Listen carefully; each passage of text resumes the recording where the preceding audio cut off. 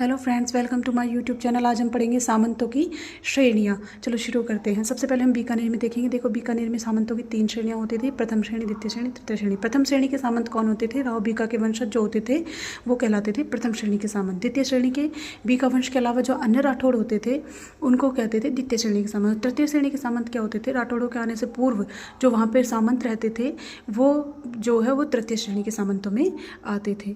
दूसरे नंबर पर देखेंगे हम कोटा में। कोटा में मुख्य सामंत जो है वो 30 थे, ठीक है। और ये मुख्यतः हाड़ौती राजपूत हुआ करते थे ये सामंत, और इनको 2 भागों में विभाजित किया जाता था। पहला होता था देशती, जो कि राज्य में रह के और राजा की सेवा करते थे, इनको कहते थे देशती।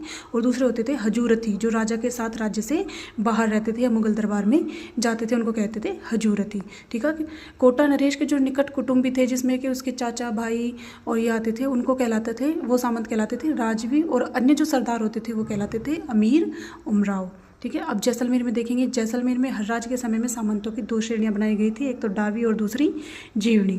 उसके बाद में देखेंगे हम आमेर में। आमेर राज्य जो है उसको 12 भागों में विभाजित किया गया था, जिसको 12 कोटड़ी व्यवस्था कहा जाता था, ठीक है। इनमें से 2 सामंत प्रमुख थे। पहले थे भूमि सामंत, जो इनको बलिदान के बदले में भूमि दी जाती थी, और ये भूमि जो है वो संकट के समय वापस भी छीनी जा सकती थी। दूसरे होते थे ग्रासीय सामंत, जो राजा द्वारा सैनिक सेवा के बदले इनको ये भूमि दी जाती थी, और संकट के समय इनकी भूमि वापस छीनी जा सकती थी। Thank you for watching. Please like, share और सब्सक्राइब।